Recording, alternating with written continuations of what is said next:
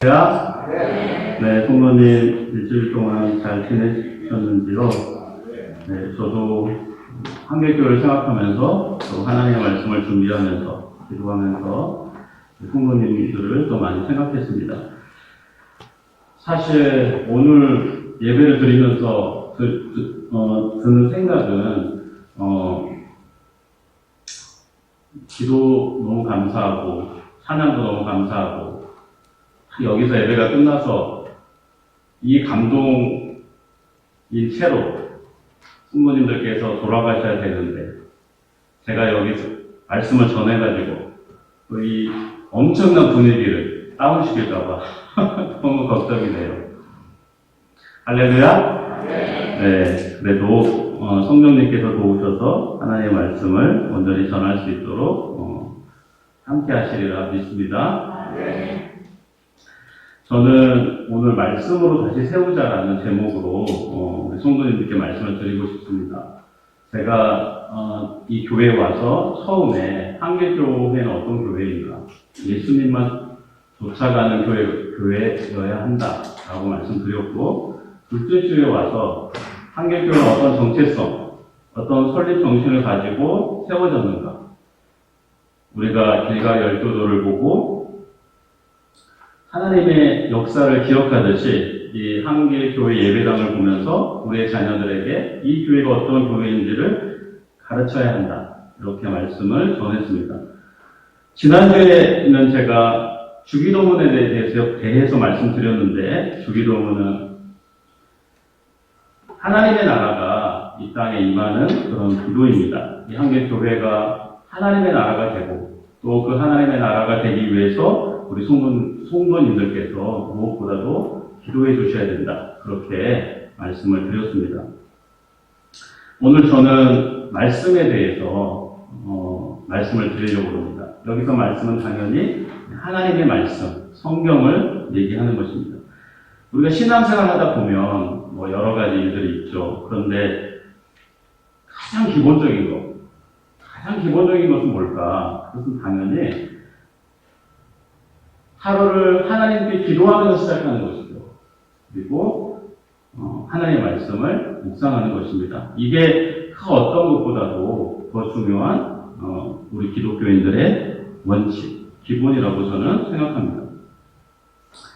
부모님, 제가 4월 29일에 골목식당이라는 프로그램을 봤어요. 거기 백종원 씨가 나오지 않습니까? 백종원 씨가 정말 대단하더라고요. 저는 음식에 대해서는 잘 모르지만 백종원 씨가 쓴 그런 집밥 그런 책들이 있습니다. 요리책. 그거 몇 번 사가지고 요리 만들어 봤는데 그게 맛이 있습니다. 참 신기하더라고요. 저는 아무 원리도 모르는데 그냥 하라는 대로 하는데 맛이 나는 거죠. 정말 저는 그게 좀 신기하더라고요. 보면 볼수록, 그 프로그램 보면 볼수록 이 백종원이라는 사람이 그 요식 업계에서는 대단한 사람인 것 같다는 생각을 해요. 근데 이분이 어떤 골목식당에서 촬영을 하는데 마지막 촬영이었습니다. 그날이. 그래서 이제 보통 세 집이나 네 집을 이렇게 선택해서 하지 않습니까? 근데 어떤 두 집에 대해서 불가치화를 내는 거예요. 보통 마지막 촬영은요, 백종원 씨도 이미지 관리를 해야 되기 때문에 되게 좀 가볍게 웃으면서 분위기 좋게 이렇게 마친다고 해요. 그런데 그날은 백종원 씨가 자기 화를 다스리지를 못하면서 그 식당 주인을 야단을 치는 거죠. 왜 그랬냐면은 어떤 한 식당은 짜장 떡볶이를 만드는 집이었어요. 근데 백종원 씨가 원래 이 짜장 떡볶이를 만드는 레시피를 굉장히 섬세하게 가르쳐 줬거든요. 그런데 방송을 탄 겁니다. 그 식당이 방송 중에 이제 방송을 이미 탄 거죠. 그래서 사람들이 막 이제 그 떡볶이집에 줄을 선 거예요.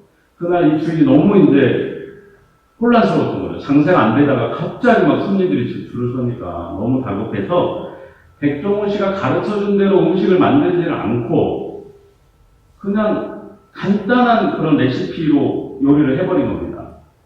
백종원 씨가 딱 와서 보니까 바로 눈치를 챈 거예요. 이거는 내가 가르쳐준 레시피가 아니라는 걸 알게 된 거죠. 그럼 막 야단을 치는 거예요. 초심을 잃어버렸다, 벌써. 아니, 지금 방송도 끝나기 전에 초심을 잃어버리면 어떡하냐. 내가 가르쳐준 대로 레시피 해라. 근데 그게 굉장히 중요하다고 하더라고요. 무슨 얘기냐면요. 간단한 레시피로 만들면은 손님은 온답니다. 그런데 간단한 만큼 맛은 없어지고 손님은 그 다음에는 찾지를 않는다는 거예요. 식당은 결국 망하게 된다는 거죠. 또 한 집은 족발집이었는데요. 그 집은 상추를 이렇게 쌌어요. 그 전날 상추를 싸서 포장을 해놓는 겁니다. 그래서 냉장고에 넣어놨더라고요. 그러니까 백종원 씨 그 상추를 보면서 아니 왜 상추를 싸놨냐. 그러니까 그 주인이 아니 내일 장사를 해야 되는데 아침에 싸면 너무 시간이 없습니다. 그래서 미리 싸놨습니다. 그러니까 백종원 씨가 또 화를 내면서 아침에 상추를 포장을 하셔야죠. 그 전날 포장을 해버리면 상추가 상하고 건조해지고 근데 결국 맛이 없어집니다. 아니 시간이 없다고요. 그러니까 시간이 왜 없습니까? 조금 더 일찍 나오시면 되지.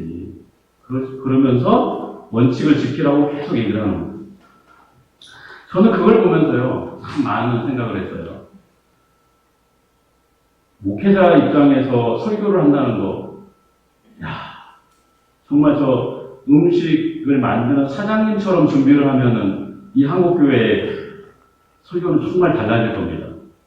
저도 설교해봐서 좀 알아요. 우리가 설교에 익숙해지면은 두려운 마음이 점점 이렇게 없어지는 거죠. 저도 전도사 생활할 때는요, 우리 목사님께서 새벽 기도를 맡기면은 잠을 못 잤어요. 뭐냐면은 하나님께서 말씀을 주셔야 된다고 생각하고 그 말씀을 새벽에 전해야 된다고 생각하는데 1시, 2시가 돼도 말씀이 떨어지질 않는 거예요.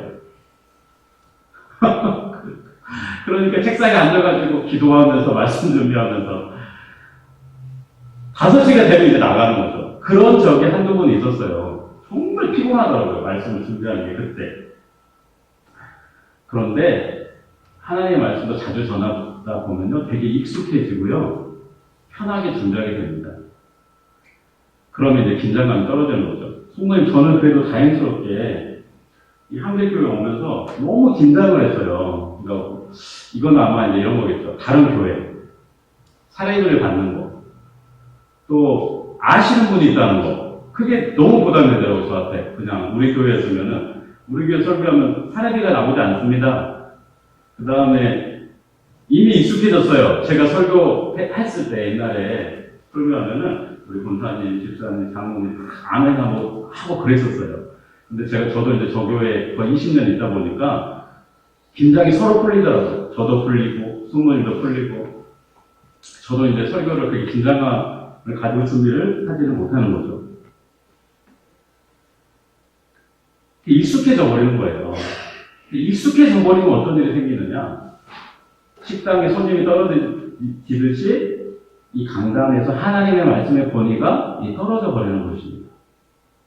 목사님들께서 백종원 씨가 말씀하신 그 열정을 가지고 초심을 잃지 않고 원칙을 지켜가면서 하나님의 말씀을 전한다면은 정말 한국교회는 저는 변한다고 생각해요. 한국교회에 많은 문제들이 있죠. 뭐 텔레비전 시사 프로그램을 보다 보면요. 한 달에 2-3건은 교회 문제를 다뤄요. 그런데 이 문제를 어떻게 해결할 거냐. 많은 처방을 해봤습니다. 한국교회가. 뭐 미국에서 무슨 운동이 있다. 뭐 최근에 신사도 운동이 있었거든요. 미국에. 그럼 신사도 운동은 또 가져오는 거예요. 한국에. 그래 그걸 또 써먹는 거죠. 미국에서 있었던 교회 성장 프로그램 있잖아요. 한국이 바로 수입해서 가져옵니다. 교회 막 쓰는 거예요. 그런데 저는 이 한국교회 위기를 어떻게 극복할 수 있느냐. 그거를 초심을 잃지 않고 원칙을 지키는 곳으로 한번 되돌아갔으면 어떨까. 그런 생각을 많이 합니다. 그것은 하나님의 말씀을 다시 회복하는 거예요. 하나님의 말씀의 권위. 성도님, 맹자 이야기 많이 들어보셨죠? 맹자가 대단한 사람이더라고요. 춘추 시대가 있고 전국 시대가 있잖아요. 이걸 합쳐서 이제 춘추 전국 시대라고 하는데, 이 맹자가 살았을 때는 춘추 시대보다 더 혼란한 전국 시대였어요. 그 당시에 7개의 나라가 이 중국을 분할하고 있었습니다. 어떻게 이 중국을 통일할 건가? 사람들이 많은 고민하는 거죠. 뭐 쉽죠. 문제는 힘이 있으면 됩니다. 힘.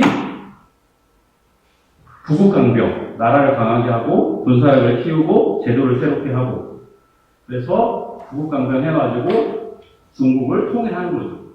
모든 정치가들 거기에 에너지를 쏟고 있는 거예요. 그런데 이 맹자가 굉장히 특이한 사람이에요. 맹자는 도덕을 얘기하는 거죠. 다른 사람은 부국강병, 어떻게 하면 이 나라를 부국하게 할까요? 이런 온 에너지를 쏟고 있는데 맹자는 정말 생뚱맞게 인과 의로 나라를 세워야 나라가 바로 섭니다. 세상에 맹자가요, 자기를 써줄 군주를 찾아서 20년을 헤맸대요. 20년. 근데 결국 맹자를 써주는 왕은 없었어요. 왜 없었을까요? 너무 허무맹랑한 거예요. 이 군주가 봤을 때 이렇게 나라가 어려운데 도덕을 세우자고? 유명한 이야기가 있습니다. 맹자라는 책이 있잖아요. 거기 첫 페이지를 딱 펴보면은 제일 먼저 시작하는 게 양해왕이라는 인물이 나와요. 양해왕. 맹자가 이제 양해왕을 찾아서 자기를 써주기를 원해서 이제 간 거죠. 양해왕이 딱 맹자에게 묻습니다. 선생님, 나이 많으신 선생님, 당신께서 수천 리를 이렇게 걸어서 여기까지 오셨으면은 이 나라를 살릴 수 있는 엄청난 부국강병책을 갖고 계시겠군요. 그거를 양해왕은 뭘로 표현하냐면은 우리나라에 이익이 되겠군요. 그 이익이 되는 어떤 방법을 당신께서 가져오셨겠군요. 이렇게 물어요. 그러니까 맹자가 왕께서는 어째서 이익에 대해서만 말씀하십니까? 진정 중요한 것은 인의가 있을 뿐입니다. 그러니까 맹자와 양해왕은 완전히 차원이 다른 세상에 사는 겁니다. 양해왕은 정치가로서 이 나라를 어떻게 하면 부국강병할 건가? 그래서 중국을 어떻게 통일할 건가? 여기에 온 에너지가 쏠려 있는데 맹자는 그게 아니라 이 나라를 어떻게 도덕으로 다시 세워가지고 나라를 이끌어갈 건가? 같은 공간에 있지만은 차원이 다른 곳에 이 두 사람이 있었던 겁니다. 놀라운 일이 있었어요, 그런데. 성문이 다 아시는 얘기입니다. 결국 이 춘추전국 시대는 진시황제가 통일을 했잖아요. 진시황제가 썼던 방법은 가장 강력한 방법, 현실적인 방법, 법가 사상에 엄격하게 법을 통해서 나라를 다스리는 것이죠. 그런데 이 진나라는 10여 년 만에 망했잖아요. 그 진나라 다음에 한나라가 들어섰는데 이 한나라는 유가를 선택을 했어요. 유교. 공자와 맹자 사상을 받아들이는 겁니다. 그건 뭐냐?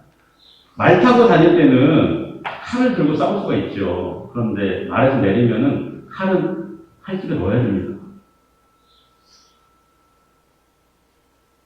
그러니까 나라를 살릴 수 있는 단기적인 처방이 있고 장기적인 처방이 있는데 한나라는 이 나라를 유지할 수 있는 장기적인 처방은 결국 도덕으로 이 나라를 다시 세워야 된다고 수긍을 했던 거예요. 그래서 공자와 맹자 사상을 받아들인 거죠. 결국 원칙에 대해서 제가 말씀드리는 겁니다. 백종원 씨가 사장님께서 초심을 잃지 않고 원칙을 지켜야 됩니다. 한국교회 어떻게 살릴 거냐? 하나님의 말씀에 대한 강력한 권위, 그 권위에 우리가 다 복종하면서 살아야 된다는 것이죠. 원칙. 맹자는 어떤 얘기를 했다고요? 원칙만 얘기한 거예요. 현실성은 전혀 없었습니다. 그러나 결국 한나라는 맹자의 사상을 받아들였습니다. 오늘 제가 말씀드리려고 하는 인물이 에스라라는 사람이에요. 이 에스라를 저는 제2의 모세라고 합니다. 성문이 성경에 보면은 에스라하고 느헤미야하고 이렇게 붙어 있어요. 그죠? 앞에 에스라가 있고 뒤에 느헤미야가 있죠. 근데 재밌는 게 제가 느헤미야 본문을 선택했는데 에스라가 나오고 있는 거예요, 지금. 좀 신기하긴 한데 그럼 이건 어떻게 이해하시면 되냐면은 원래 에스라와 느헤미야는 책이 한 권이었어요. 유대교에서는 이걸 책을 한 권을 했는데 기독교가 구약으로 이것을 받아들이면서 이걸 두 개로 다 쪼갠 겁니다. 그래서 에스라서하고 느헤미야서가 된 거죠. 원래는 한 권이에요. 그러니까 에스라와 느헤미야 이야기가 같이 연결이 되는 거죠. 에스라에 대해서 좀 말씀을 드리면은 너무나 많은 이야기를 드려야 되는데 간단하게 말씀드리겠습니다. 에스라는 저는 성경 공부를 하면서 에스라 어떤 사람입니까? 에스라는 제2의 모세다. 제가 그렇게 별명을 지은 거예요. 부모님, 저도 이 설교를 준비하면서 많은 생각을 했죠. 한대교회에는 도대체 뭐가 필요할까? 제가 그래서 기도를 말씀드린 거예요. 목회자가 부재 중이잖아요. 목회자가 부재 중이고 코로나까지 겹쳐가지고 우리 성도님들의 신앙생활은 지금 결국 혼자 해가는 신앙생활이 될 거란 말이죠. 그러면은 어떻게 우리가 이 신앙생활을 해갈 건가? 결국은 기본밖에 없는 겁니다. 제가 계속 말씀드렸잖아요. 신앙생활 기본은 결국 두 가지로 간다. 하나는 하나님의 말씀에 대한 강력한 사모함, 그 말씀에 대한 권위에 대한 복종, 그리고 하나님과의 인격적인 소통을 위해서 계속 기도하는 거예요. 저도 처음에 교수가 됐을 때요. 하나님 앞에 약속을 했어요. 하나님, 저는 최소한 하루에 30분 기도하고 30분 말씀 보겠습니다. 그거를 한 3년 동안 했었어요. 근데 어느 순간 이게 확 무너져 버리더라고요. 뭐 학교 출근하면 회의 들어오라고 하면 바로 정신이 없더라고요. 그리고 이제 회의 끝나고 딱 책상에 앉으면 또 수업 준비를 해야 되는 거예요. 저는 이제 수업 준비를 하고 들어가야 되는 스타일이에요. 어떤 교수님들은 입에 나온 대로 가르치는 분도 계십니다. 근데 저는 절대 그렇게 하지를 못해요. 그래서 저는 수업 준비를 완벽하게 하고 이제 들어가야 되는 거죠. 그러니까는 하도 시간이 없더라고요. 처음에, 하나님 오늘 말씀 못 읽었으니까 내일 읽을게요. 내일 되니까 또 어떻게 될까요? 아침에 출근했더니 또 회의 들어오는 거예요. 그런 일이 계속 반복이 되더라고요. 그러니까 어느 순간 6개월, 1년 되니까요. 하나님의 말씀을 가까이 할 시간이 없어져 버리는 거죠. 그러면, 아니, 전은수 교수, 당신은 성경을 언제 읽었어? 설교 준비할 때 읽은 거예요. 이게 진짜 문제입니다. 지금 한국교회가 제가 왜 말씀을 회복해야 된다고 계속 말씀드리냐면은, 목사님도 그렇고, 저도 그렇고, 많은 분들이 설교 준비할 때 말씀을 읽는 거예요. 평상시 하나님의 말씀을 가까이 해가지고, 그 말씀이 내게 생명이 되고, 이거를 우리 성도님들 앞에서 이 강단에서 토해내는 그런 게 아니고, 오늘 설교해야지. 그래서 말씀 떠들어 보는 겁니다. 그렇게 돼버리는 거죠. 그래서 제가, 이렇게 가면 안 되겠다. 그렇게 몇 년을 보내버렸어요, 진짜로. 그래서 생각을 했죠. 하나님의 말씀을 내 안에 다시 담아야겠다. 기도를 다시 회복해야 되겠다. 그래서 모든 시작을 하나님의 말씀을 읽고 기도하는 것에 초점을 맞추기 시작한 거예요. 그게 한 3년 됩니다. 그걸 한 번도 어긴 적은 없어요, 지금까지는. 어쨌든, 근데 그게 너무 어려웠어요, 저에게는. 왜냐면요, 성도 한번 생각을 해보세요. 일어나면 이제 일상을 시작해야 되잖아요. 하나님의 말씀을 가까이 하고 기도를 한다는 것은 쉬운 일이 아닙니다. 차라리 회사 출근해가지고 뭐 업무를 보고 이런 거는 너무나 자연스러운 일상이기 때문에 우리가 그냥 하는 거예요. 그렇지만 그 일상 안에서 하나님의 말씀을 쫓아서 말씀을 읽고 또 기도의 시간을 낸다는 것은 정말 어렵더라고요. 그래서 제가 우리 동료분들을 만나면 그래요. 이런 분들이 나는 이거 해서 어려웠다. 저분은 저거 해서 어려웠대. 그럼 나는 내가 다 해봤는데 30분 기도하고 30분 말씀 읽는 게 제일 힘들다. 그 기본을 지키는 게 사실은 너무 힘들다. 그런 말씀을 제가 드렸어요. 근데 그거는 저에겐 진심이었습니다. 그렇게 해서 제가 3년을 말씀을 읽은 거예요. 1시간씩 읽었어요. 하나님의 말씀을. 그래서 구약 성경부터 신약까지. 물론 그 전에도 몇 번을 성경을 읽었지만 그때는 그냥 읽은 겁니다. 그런데 이번 3년 동안 제가 하나님의 말씀을 창세기부터 요한계시록까지 꼼꼼하게 메모해 가면서 다 정리를 한 거예요. 3년 딱 되니까 이 하나님의 말씀이 머릿속에 딱 정리가 되더라고요. 그래서 이제 제가 에스라에 대해서 말씀을 드리면은 우리 성도님께서 에스라가 어떤 사람이냐 딱 아시면은 제가 쉽게 말씀을 드리는데 지금 에스라는 한국교회에서 별로 설교가 되지 않고 있습니다. 엄청나게 중요한 사람인데 이 사람은 어떤 사람이냐면요. 바벨론 포로기 때 바벨론에 끌려간 사람이에요. 유다가 BC 586년에 망한 것은 굉장히 유명한 사건이잖아요. 유다가 바벨론으로 포로로 끌려갔어요.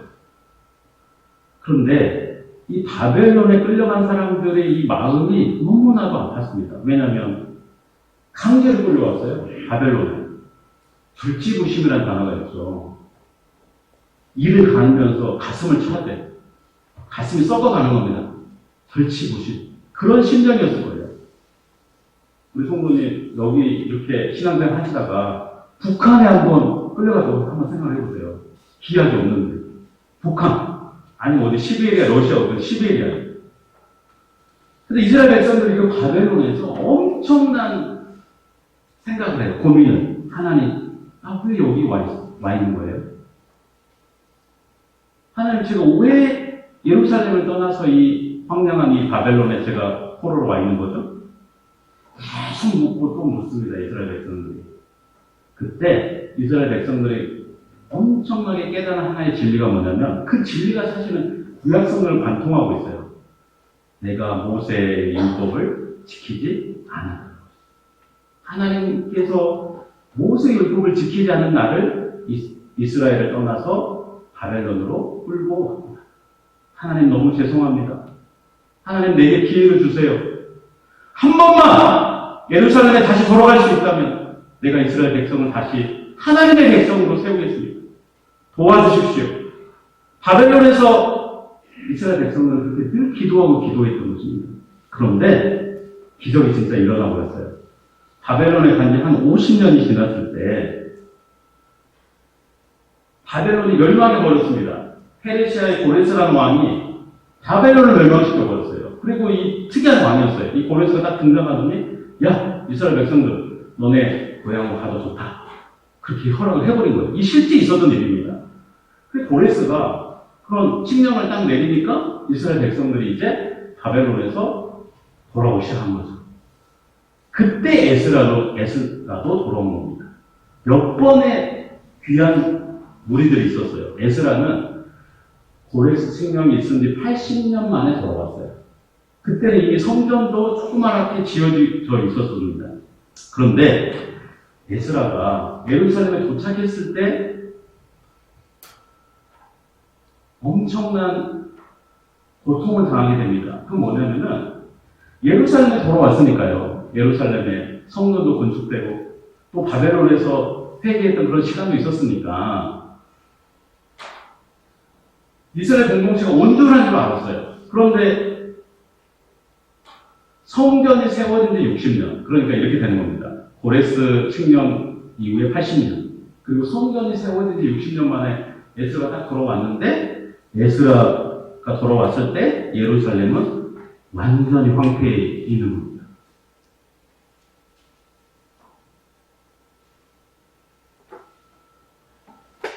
에스라가 고민을 안 할 수가 없겠죠. 하나님, 이 유대 공동체를 어떻게 지켜낼까요? 이방신에게 물든 이 유대인들을 어떻게 다시 인도할까요? 에스라는 예루살렘에 귀환하기 전부터 하나님의 말씀을 연구한 학자였습니다. 느헤미야 7장 6절에 보면요. 에스라는 여호와께서 주신 모세의 율법에 익숙한 학자였다. 이렇게 기록되어 있습니다.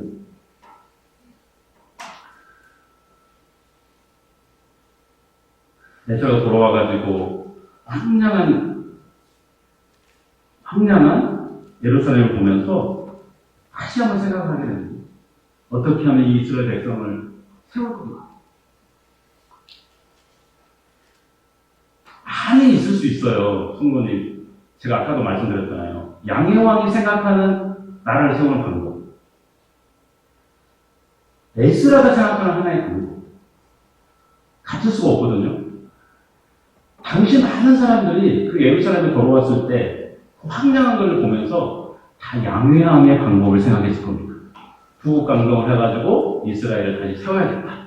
제도를 만들고 국가를 부강하게 하고. 그런데 에스라는 그 생각을 하지 않는 거예요. 지금 보니까 하나님의 말씀이 다 무너져 있는 거예요.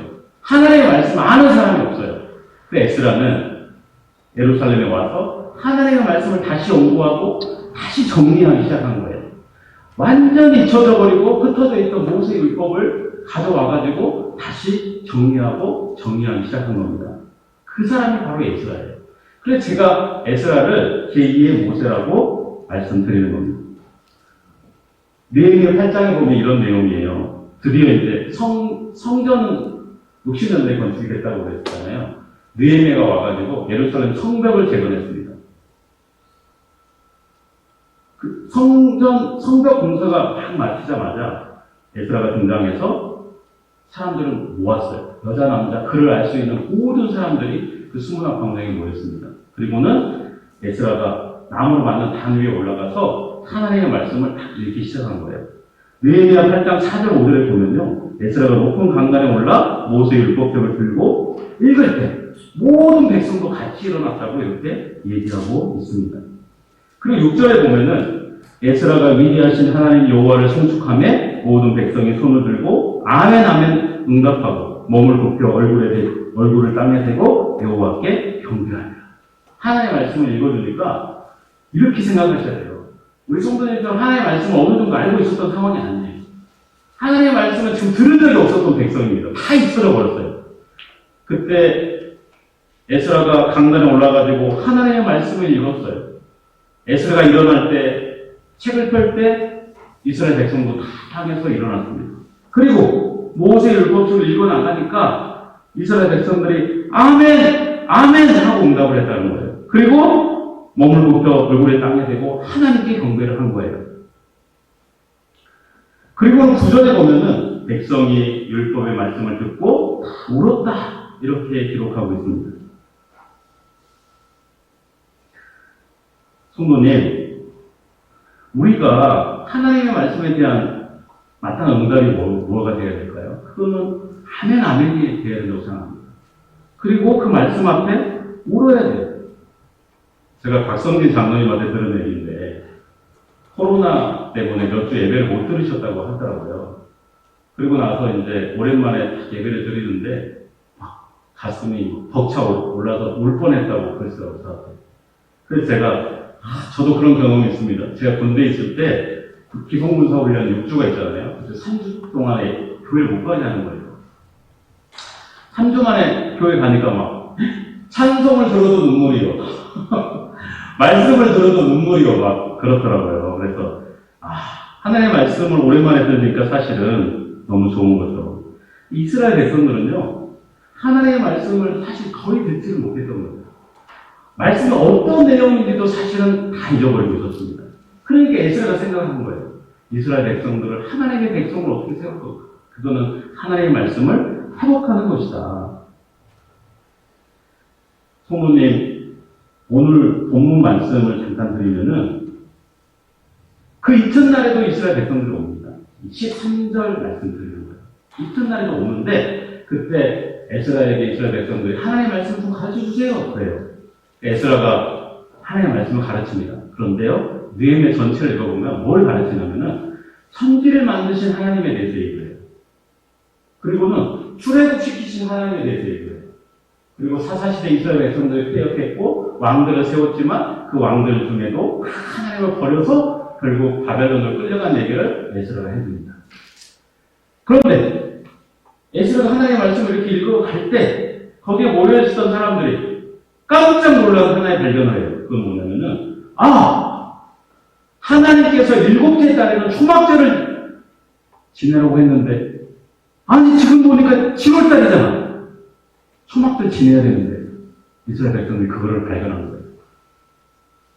그래서 이거 어떤 상황입니까? 하나님의 말씀을 이스라엘 백성들이 바벨론 포로 이후에 전혀 몰랐던 겁니다. 에스라가 하나님의 말씀을 읽어주니까, 아니, 초막절을 지내야 된다고요?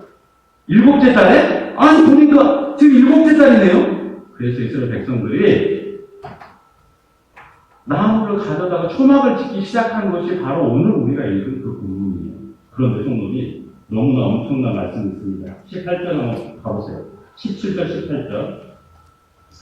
사로잡혔다가 돌아온 회중이 다 초막을 짓고 그 안에서 더하니 눈의 아들 여호수아 때로부터 그날까지 이스라엘 자손이 이같이 행한 일이 없었으므로 크게 기뻐하며 에스라는 첫날부터 끝날까지 날마다 하나님의 율법책을 낭독하고 무리가 이래 동안 절기를 지키고 여덟째 날에 교회를 따라 성회를 열었다. 바벨론 포로기 끌려갔다고 갔는데 초막절을 지금 지내고 있잖아요. 그런데 17절에 보니까 눈의 아들 여호수아 때로부터 지금 초막절을 지내는 그때까지 사실상 초막절을 제대로 지킨 적이 단 한 번도 없었다고 지금 얘기를 하는 거예요. 하나님의 말씀이요, 1000년 동안 작동을 하지 않은 겁니다. 이스라엘 백성 사이에서. 에스라는 하나님의 말씀이 이스라엘 백성들 사이에서 다시 작동시켜야 된다는 강력한 소명의식을 가지고 예루살렘에 온 것입니다. 성모님, 저는 우리 성모님들이 성경을 좀 더 가까이 했으면 좋겠어요. 세상에서 가장 힘든 일. 그런데 그 힘든 일이 사실은 우리 성모님들에게 가장 필요하고 가장 기본적인 일입니다. 왜 그럴까요? 성경은요, 사람을 변화시키기 때문에 그렇습니다. 교회사를 가르치다 보면은요, 다 하나님의 말씀에 거꾸러져요. 루터도 그렇고, 아우구스티누스도 그렇고, 웨슬리도 그렇고, 하나님의 말씀에 강력하게 만나는 겁니다. 그리고 그 말씀에 무너지는 거예요. 그리고 삶을 변화시키는 거죠. 세례 요한이 무당당에서 이스라엘 백성들에게 하나님의 말씀을 전했고, 회개하라 하니까 이스라엘 백성들이 뭐라고 그랬어요? 그러면 우리가 무엇을 해야 됩니까? 그러면 하나님의 말씀은 들렸는데 그러면 우리는 무엇을 해야 됩니까? 가슴을 쳤던 이스라엘 백성들처럼 우리는 하나님의 말씀을, 에스라가 선포한 하나님의 말씀에 아멘! 아멘! 하나님, 우리가 무엇을 해야 됩니까? 탄식해야 된다고 저는 생각합니다. 부모님, 한길교회는 너무나 좋은 교회입니다. 저는 오늘도 오면서 느꼈어요. 이렇게 아름다운 교회, 이렇게 좋은 배경하에서 어떻게 이렇게 좋은 교회가 있을까? 근데 지금 저는 잘은 모르지만은 목회자의 고대 속에서 우리 성도님들께서 사실상 영적으로 깊은 어려운 시기를 보내고 있다고 저는 생각해요. 그럼 우리 어떻게 해야 될 거냐? 사실은 기도해 하셔야 되고 하나님의 말씀을 사실 더 가까이 하셔야 됩니다. 왜냐? 우리 마음이 너무 황량해요, 지금. 에스라가 이스라엘 백성들 그 황량한 사막에 성령의 단비를 내리듯이 우리 안에 이 하나님의 말씀을 가득 채워야 되는데, 저는 오늘 마지막 설교가 될 것 같아요. 근데 저는 우리 성도님들께 약속하겠습니다. 새로 어떤 누군가가 부임하면은 그 목사님께서 에스라와 같은 제사장이 되어서, 에스라와 같은 율법에 능한 학자가 되어서 우리 성도님들께 그 무엇보다도 하나님의 말씀을 가르치고, 이 강단이 그냥 아무 긴장감 없이 하나님의 말씀을 선포하는 그런 자리가 아니라 정말 두려움에 떨면서 하나님의 말씀을 선포하고, 우리 성도님들은 아멘, 아멘 하면서 하나님의 말씀에 무릎을 꿇고 하나님의 경배하고, 하나님 어떻게 해야 됩니까? 그 말씀이 내가 이게 가슴을 치는 역사가 한길교회 있기를 위해서 기도하겠습니다. 우리 성도님들께서도 기도하시고 말씀을 가까이 하셔서 새롭게 이 한길교회를 회복시키는 그런 은혜가 있기를 주님의 이름으로 축원드립니다.